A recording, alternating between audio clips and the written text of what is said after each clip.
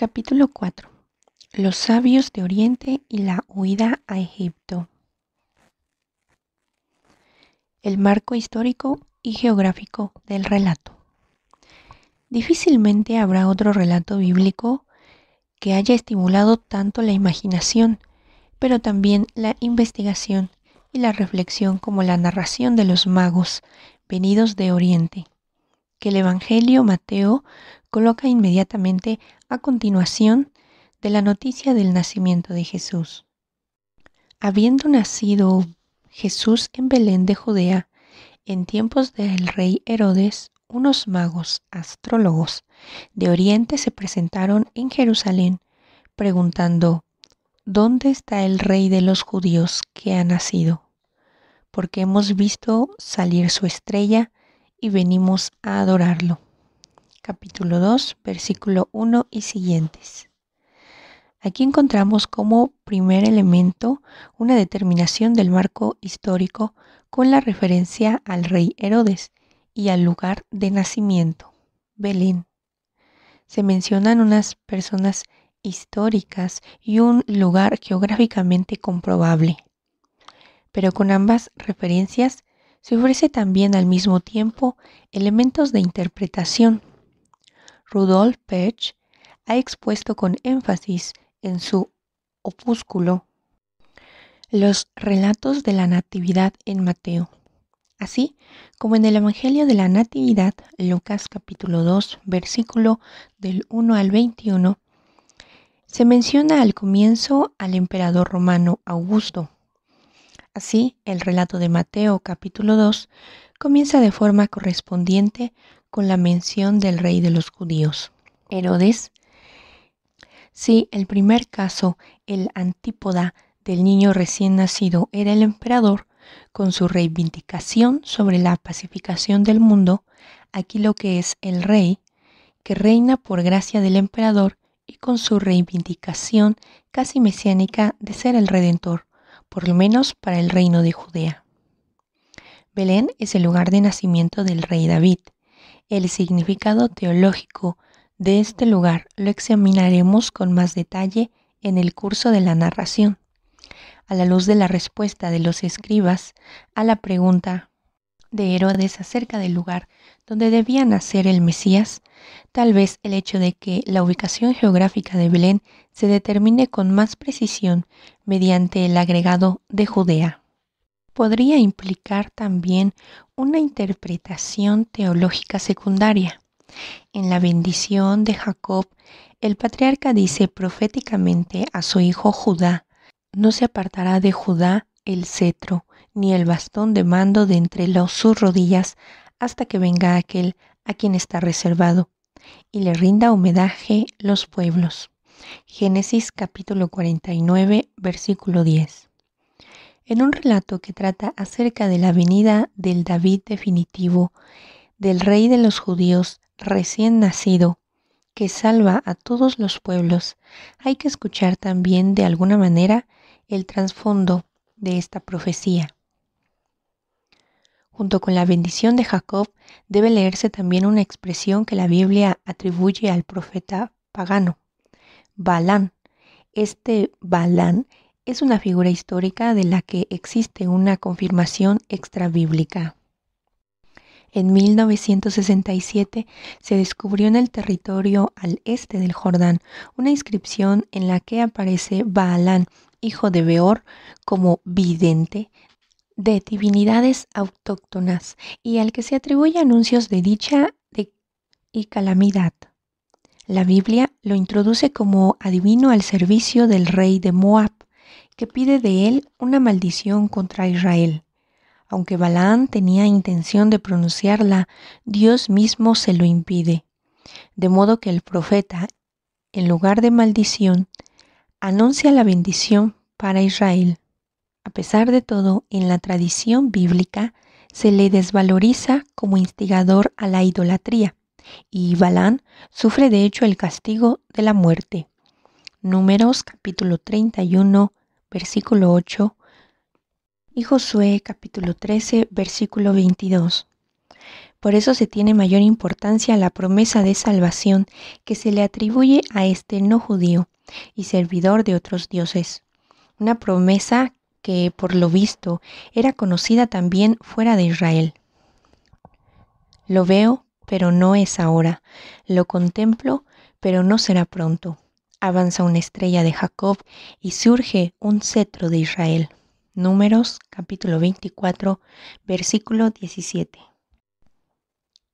Curiosamente, Mateo, que gusta de presentar los acontecimientos de la vida y obra de Jesús como cumplimiento de palabras del Antiguo Testamento, no cita este texto, que desempeña un papel importante en la historia de la interpretación del relato de los sabios de Oriente.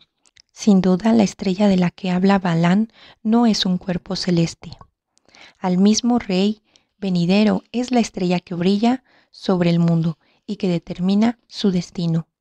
Pero la relación entre estrella y reino puede haber influido también en la idea de que una estrella que sería propia de este rey y haría referencia a él.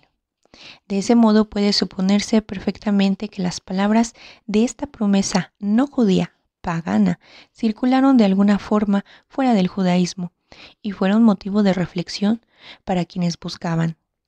Tendremos que volver todavía a la pregunta de cómo es posible que los hombres fuera de Israel hayan visto precisamente en el Rey de los judíos al portador de una salvación que les incumbía. Subtítulo: ¿Quiénes eran los astrólogos? Pero ahora hay que preguntar, ante todo, ¿qué hombres eran estos a los que Mateo designaba como magos procedentes del Oriente? El concepto de magos tiene en las fuentes correspondientes una considerable amplitud de significado que se extiende desde lo totalmente positivo hasta lo totalmente negativo. El primero de los 4 significados principales comprende por los magos a miembros de la casta sacerdotal persa. En la cultura helenista eran considerados como representantes de una auténtica religión, pero se decía que sus ideas religiosas estaban al mismo tiempo fuertemente influidas por contenidos filosóficos, de modo que muchas veces se representaba a los filósofos griegos como discípulos suyos. Probablemente hay en esa opinión algún núcleo de verdad, aunque no pueda precisarse con exactitud. A fin de cuentas, también Aristóteles habló de la labor filosófica de los magos.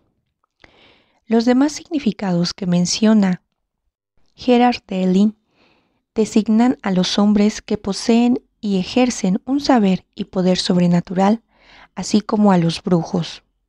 Y por último, a los timadores y seductores. En los Hechos de los Apóstoles encontramos este último significado.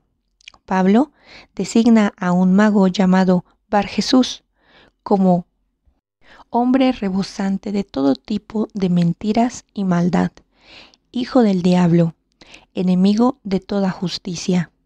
Capítulo 13, versículo 10, y lo mantiene a raya.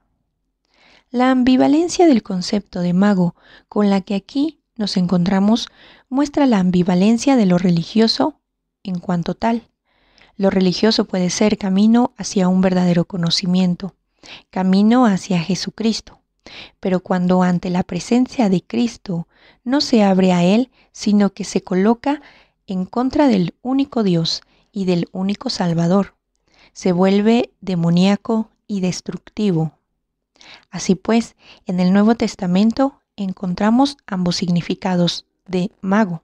En la historia de los magos de San Mateo, la sabiduría religiosa y filosófica es, por lo visto, una fuente que pone a los hombres en camino.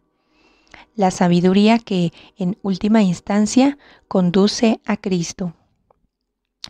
Por el contrario, en los Hechos de los Apóstoles encontramos la otra cara del mago. Aquí, el mago opone su propio poder al mensaje de Jesucristo y se coloca así de parte de los demonios, los cuales, no obstante, ya han sido vencidos por Jesús.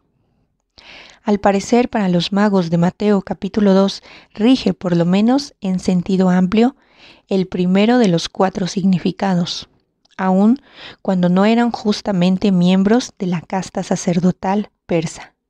Eran portadores de un conocimiento religioso y filosófico, y habían crecido y perduraba aún en ella. Obviamente, se han intentado encontrar un encasillamiento más preciso. El astrónomo vienes Corandin Ferrari de Ochipeup ha mostrado que en la ciudad de Babilonia, que había sido centro de la astronomía científica, pero que en tiempos de Jesús estaba ya en decadencia, seguía actuando. Todavía un pequeño grupo de astrónomos en paulatina desaparición, tablillas de barro con abigarradas inscripciones en signos cuneiformes con cálculos astronómicos constituyen pruebas inequívocas al respecto. Según el autor, la conjunción de los planetas Júpiter y Saturno en la constelación de Piscis, que tuvo lugar en los años 7 y 6 a.C., el periodo en que, según se presume en la actualidad, tuvo lugar realmente el nacimiento de Jesús, pudo ser calculada por los astrónomos babilonios y los habría conducido al país de Judea y a un rey de los judíos recién nacido. Sobre la cuestión de la estrella volveremos nuevamente después. Por el momento nos ocuparemos de la pregunta sobre qué hombres eran estos que se pusieron en camino hacia el rey. Pueden haber sido astrónomos, pero no a todos los que podían calcular la conjunción de los planetas y la vieron, les vino la idea de un rey de Judea que tuviese también importancia para ellos.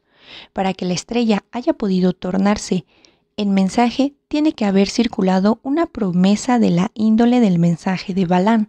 A través de Tácito y de Suetonio, sabemos que en aquel tiempo circulaban expectativas de que Judá habría de surgir el Señor del mundo. Flavio Josefo las interpretó relacionándolas con Vespasiano y por ello recibió demostraciones de favor de este último. Múltiples factores pueden haber cooperado para hacer que se haya podido percibir en el lenguaje de la estrella un mensaje de esperanza, pero todo eso solo podía poner a hombres en camino si eran hombres con inquietud interior, hombres de esperanza que buscaban expectantes la verdadera estrella de la salvación. Los hombres de los que habla Mateo no eran solamente astrólogos, eran sabios, representan el dinamismo interior de autotrascendencia de las religiones, que es una búsqueda de la verdad, búsqueda del Dios verdadero, y de ese modo al mismo tiempo filosofía en el sentido originario de la palabra. Así la sabiduría saneó también el mensaje de la ciencia. La racionalidad de este mensaje no se quedaba en el mero saber, sino que buscaba la comprensión del conjunto y conducía así a la razón, hasta sus más elevadas posibilidades. De todo lo dicho podemos obtener una cierta idea de la concepción y conocimientos que había llevado a estos hombres a poner en camino hacia el rey de los judíos, que acababa de nacer. Podemos decir con razón que representan el caminar de las religiones hacia Cristo, así como también la autotrascendencia de la ciencia hacia Él. Se encuentran de alguna manera en continuidad con Abraham, que parte siguiendo la llamada de Dios.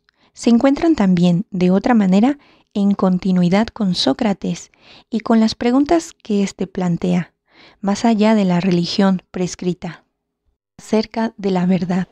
En este sentido, estas figuras son las de precursores, pioneros, buscadores de la verdad, que incumben a todos los tiempos.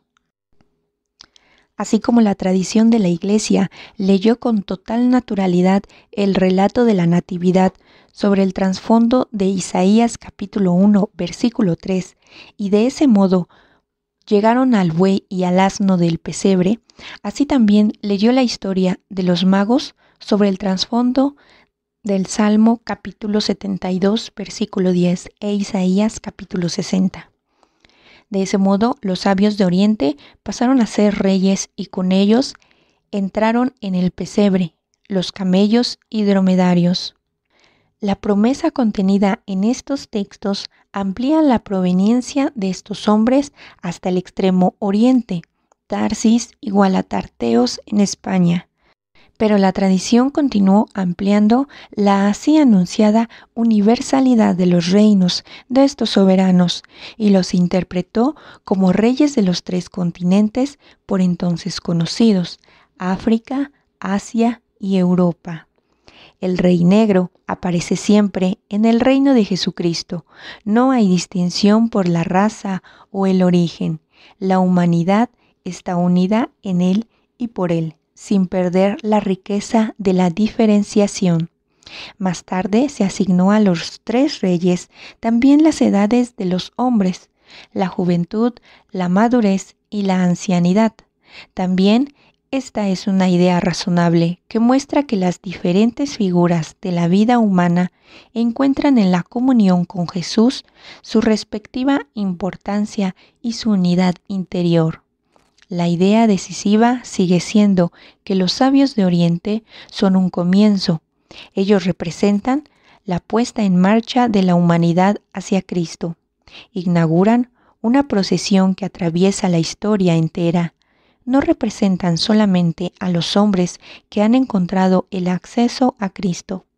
Representan la expectación interior del espíritu humano, el movimiento de las religiones y de la razón humana hacia Cristo. Subtítulo: La estrella.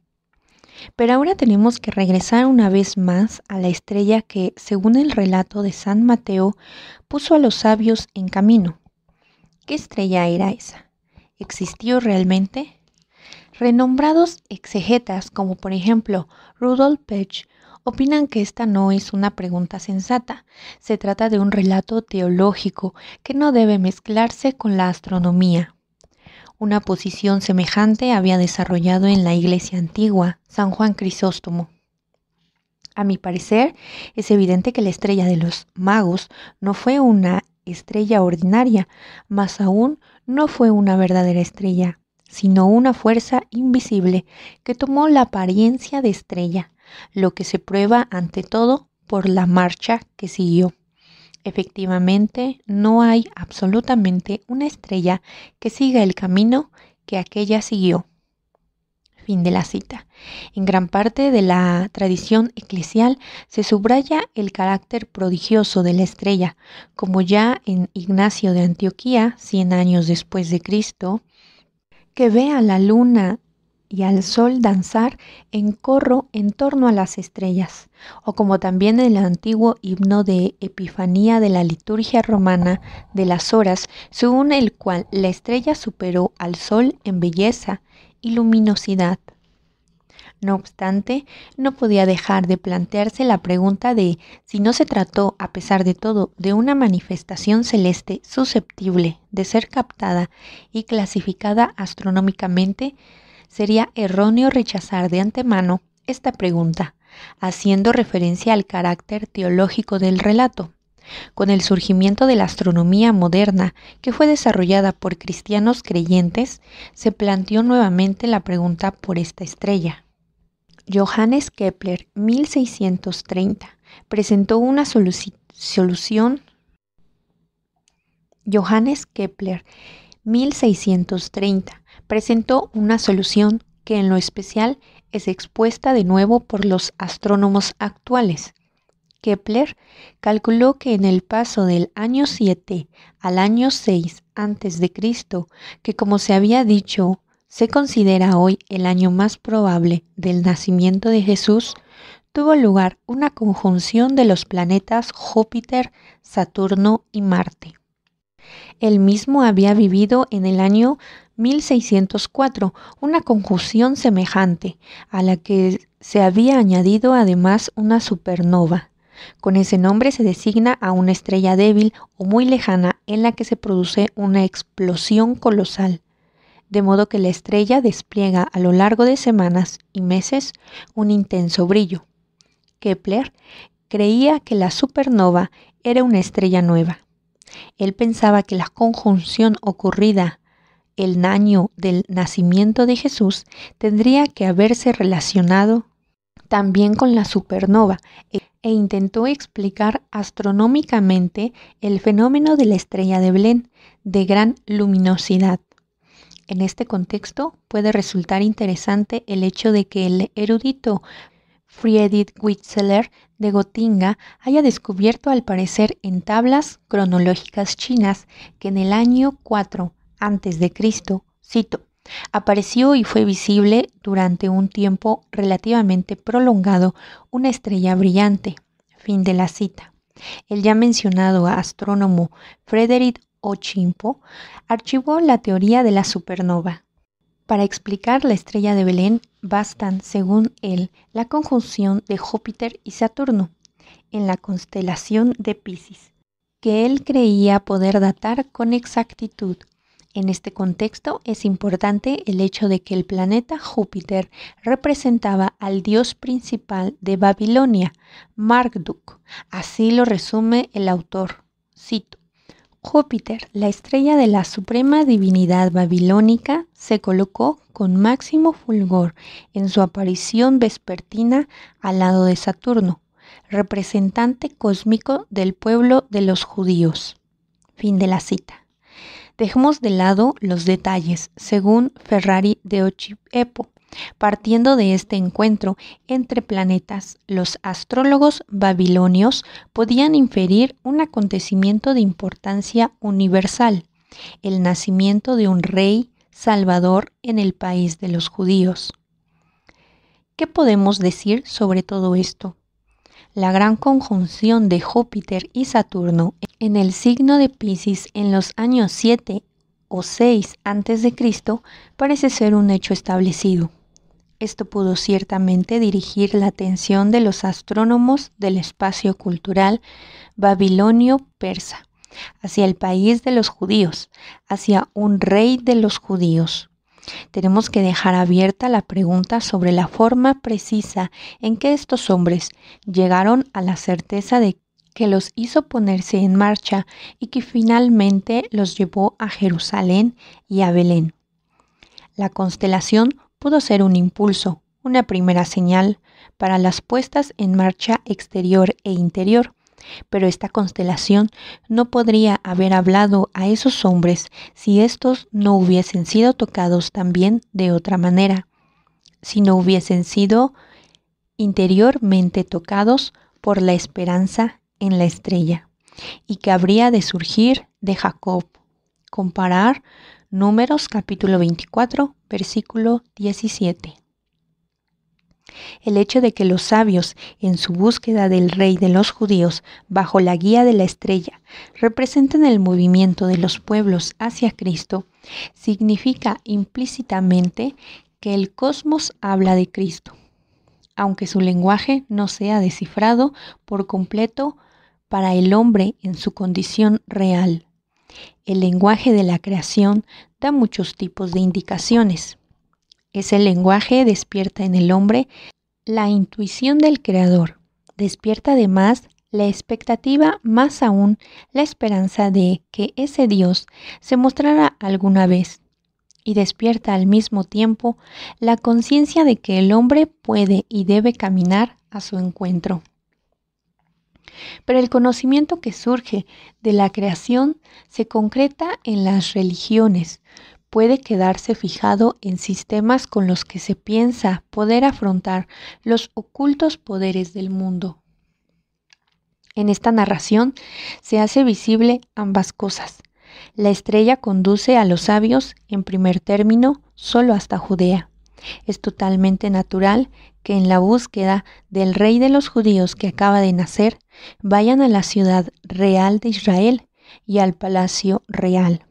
Era normal pensar que el futuro rey hubiese nacido allí.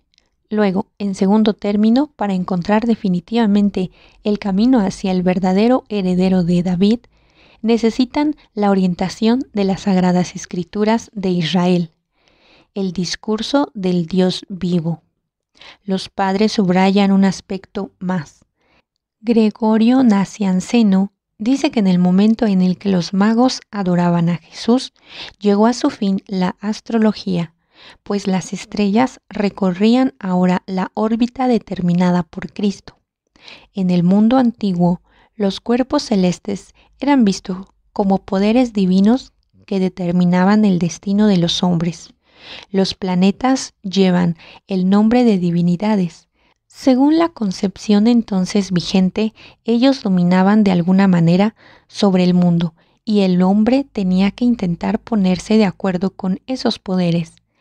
La fe en el único Dios que atestigua la Biblia produjo en este punto ya tempranamente una clara desmitologización cuando el relato de la creación, con grandiosa sobriedad, designa el sol y la luna, las grandes deidades del mundo pagano, como lumbreras que Dios ha puesto en la bóveda celeste junto con todo el mundo de los astros. Comparar Génesis capítulo 1 versículos 16 y siguientes.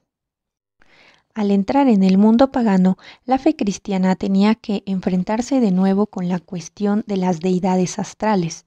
Por eso, en las cartas a los Efesios y a los Colosenses, escritas desde la prisión, Pablo acentúa con énfasis que Cristo resucitado ha triunfado sobre los principados y potestades en el aire y domina el universo entero.